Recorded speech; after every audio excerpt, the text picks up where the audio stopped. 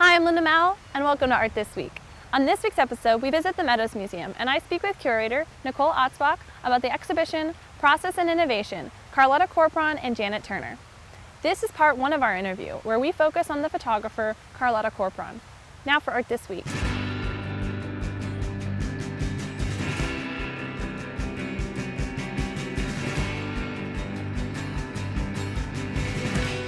Hi, I'm Linda Mowl, and I'm here at the Meadows Museum speaking to Nicole Atzbach about the work of Carlotta Corpron in the current Meadows exhibition, Process and Innovation, Carlotta Corpron and Janet Turner.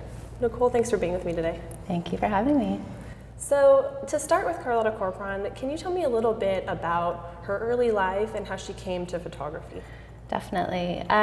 So I kind of feel like photography found her in a way. She was born in Minnesota, in Blue Earth, Minnesota, and she moved to India as a really young girl. Her father was a missionary surgeon, and she lived there until she came back to go to college. And while she was there, I think she was really interested, or somehow she got very interested in a lot of the ornamentation that you see in Indian art, and design would become a really important part of her life.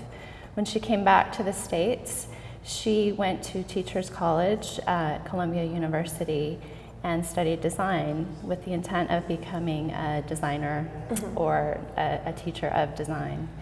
And she first used a camera in the early 30s to sort of take close-ups. She wanted to teach her students how to be more innovative with their fabric designs, and so she would use the camera to take close-ups of tendrils and petals of flowers and plants. She then was hired at Texas State College for Women in Denton, and she moved there in 1935. And of course, this is, the Depression era, and they had asked her to teach photography. So she went to Los Angeles to learn some photography, but what they were teaching her was basically documentary photography, which, when you think of that era, that's essentially what photography was in the main. And she got kind of bored with that, and so she went back to Denton and started doing these photographic experiments. And she came to the understanding that she really didn't need to find a subject per se for her photography, but rather the light that she created, the light in her works, and the way that the light interacts with objects that she chose for her pictures. That was what became the subject of her works. And in this work here, this is called A Figure Arose from Coral and Glass. And it's from 1949. And it's so interesting because she used just a few objects. She used a fern coral, she used glass, and she used what's called a ferrotype tin, which is actually not tin, but it's iron, and it was used to dry prints. She curved it, and I don't even know how she did it. I've been trying to figure it out, but somehow she used the curving plate to create these incredible distortions and reflections, and it almost looks like there's some kind of creature sort of rising up, and so interesting. And then later she would come up with these really fabulous titles, Right. like A Figure Arose from Coral and Glass, or right here, Surly Faces, which during that period, of course, this is from about a year earlier, 1948, and again used the ferrotype tin, paperweights, and liquor glasses, and created this really incredible image.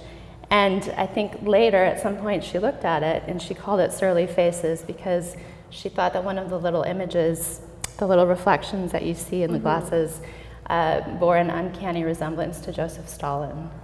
Right.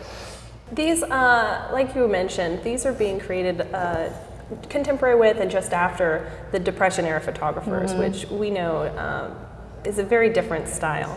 How do you think that these compare to those technically, apart from just their design? In terms of technique, I think that she learned from some of the best.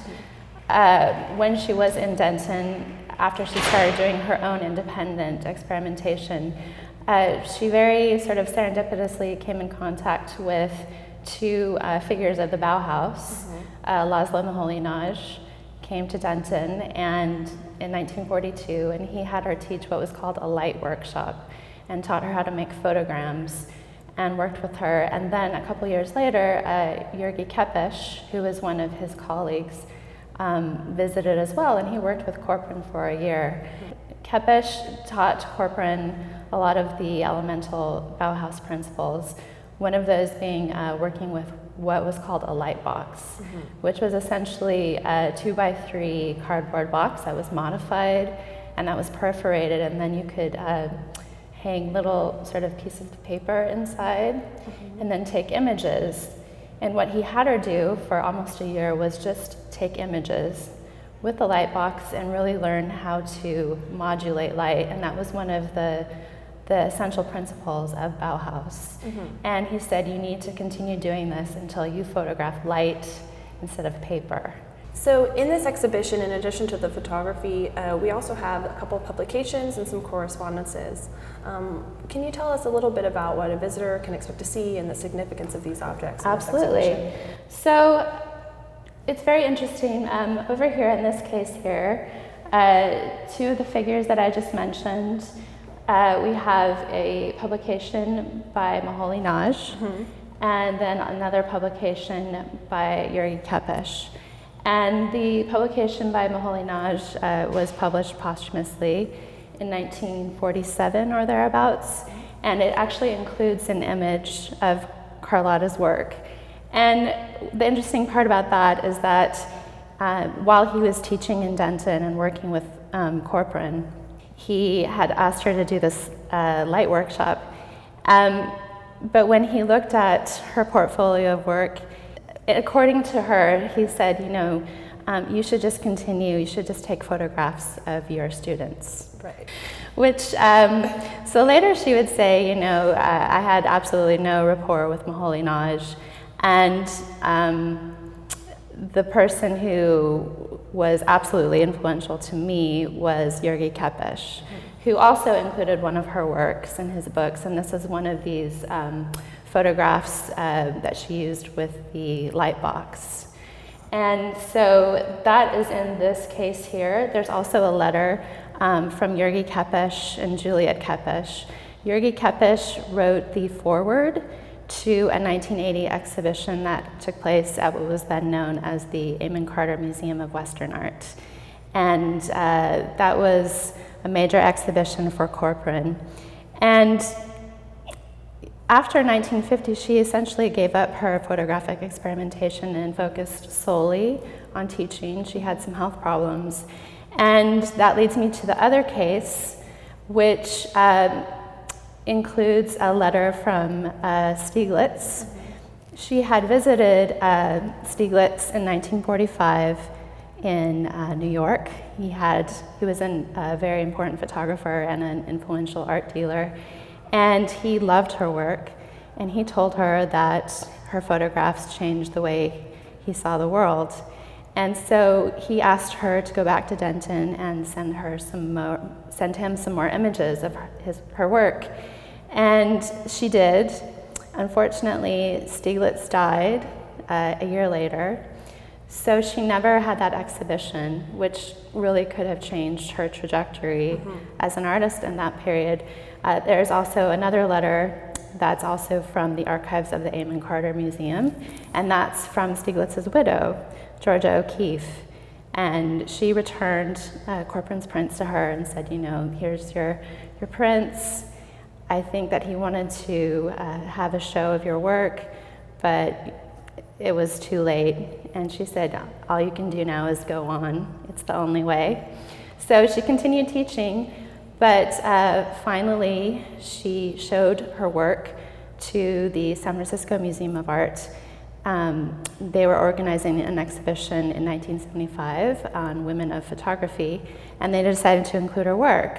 So her work was included in that show alongside Bernice Abbott, Imogen Cunningham, And that's really what set her on the path for wider recognition.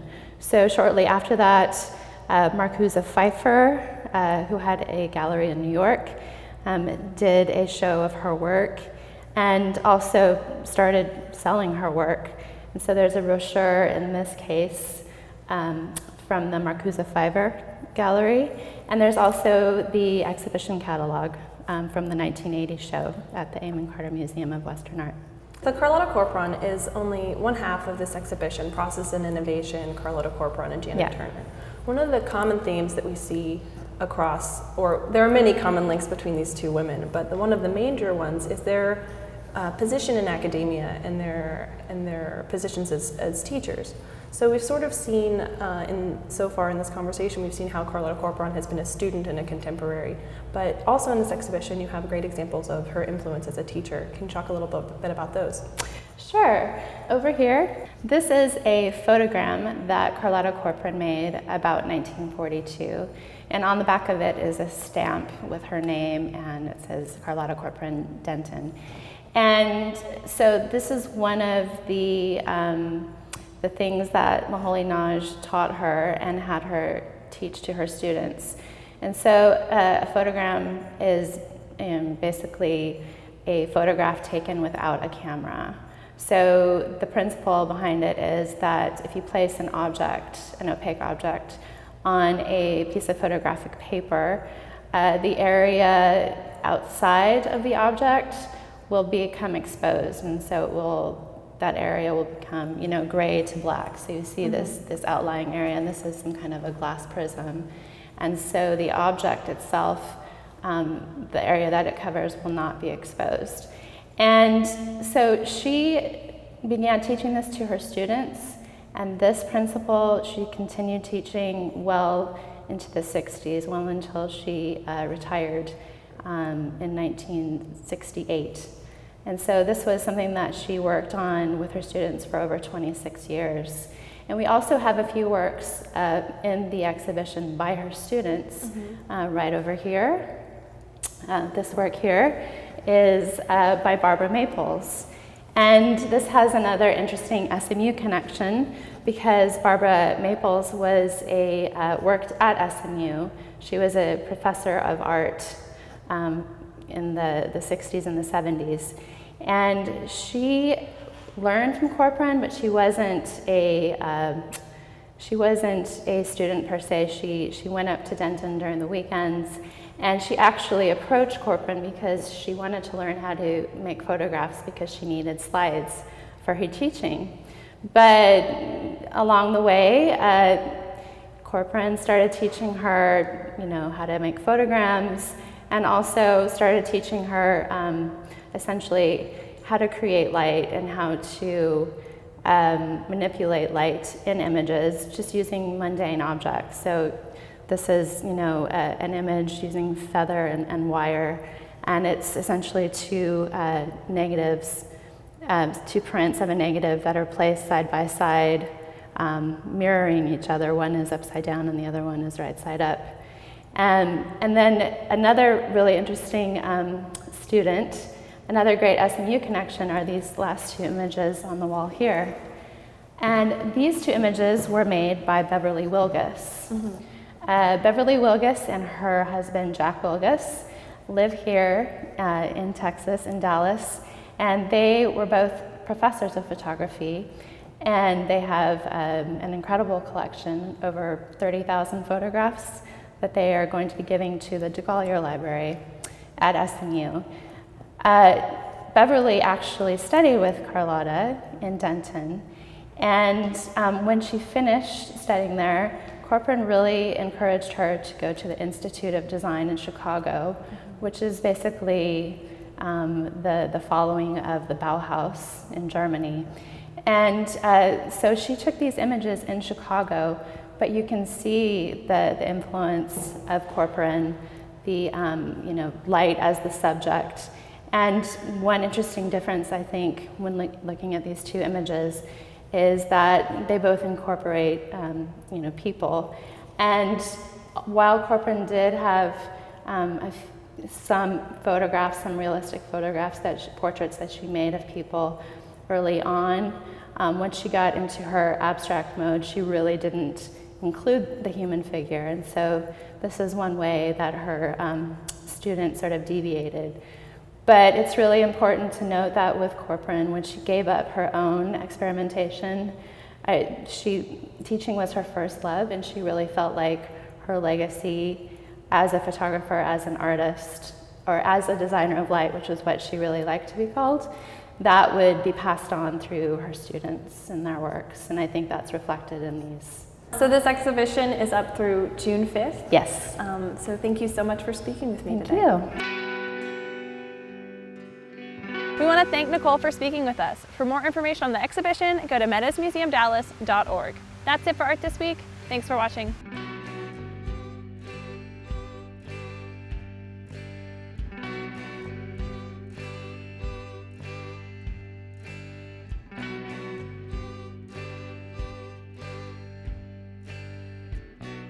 I still got your Polaroid.